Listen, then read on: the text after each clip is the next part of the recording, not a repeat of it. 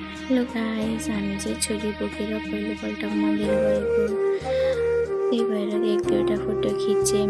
पानी परिरहेको थियो, पानी सँगसँगै मन्दिरको सामान अनि छोरी साह्रै गाह्रो।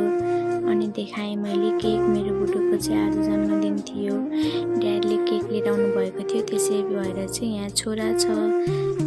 यसरी हामीले बर्थडे मनायौँ होइन। बर्थडे चाहिँ मनाउन मलाई एक्लै भन्दा घरमा सबैजना भएर मनाउँदा चाहिँ रमाइलो लाग्छ। बुढोको बर्थडे पनि मेरै बर्थडे जस्तो फिल हुन्छ मलाई चाहिँ।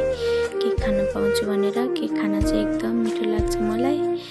त्यही माथि ड्याडले रेड भेलभेट केक ल्याउनु भएको थियो। घरमा चाहिँ केक चाहिँ मैले नै खान्छु भनेर मात्रै लिएर आउने हो, नत्र अरू कसैले नै खानु हुँदैन। लगभग आधी मैले खाएँ। हामी सबै यतिजना भएर हामीले केक खायौँ भनौँ भन। अलिअलि चाहनुभयोले चाहिँ भएको जति चाहिँ सबै मैले नै खाएँ हो। सुरुमा ड्याडलाई खुवाइदिनु भयो अनि मम्मीलाई खुवाइदिनु भयो। मम्मी चाहिँ खासै केक मन पराउनुहुन्न, त्यही भएर खान्न भनिरहनु भएको थियो। हाम्रो मम्मीलाई चाहिँ खासै केक मन पर्दैन। अनि मैले खाएँ अनि मैले खुवाइदिएँ है। यसरी नै हामीले रमाइलोसँग बर्थडे मनायौँ। बुढो त बुढो साह्रै नै बुढो हुनु भयो जस्तो फिल भइरहेछ, किनभने छोरीको बाउ हुनुभयो भएर।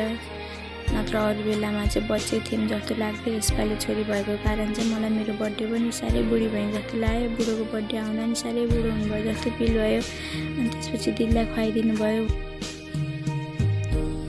अनि हाम्रो भिनाजुलाई पनि खुवाइदिनु भयो। अनि केक काटेर हामी चाहिँ यसरी नै सबैजनालाई खुवाइदिनु भयो। अनि सकियो। अनि लास्टमा चाहिँ हामीले केक काटेको ऱ्यापमा चाहिँ एक दुईवटा फोटो खिच्यौँ बेलुकाको टाइममा होइन।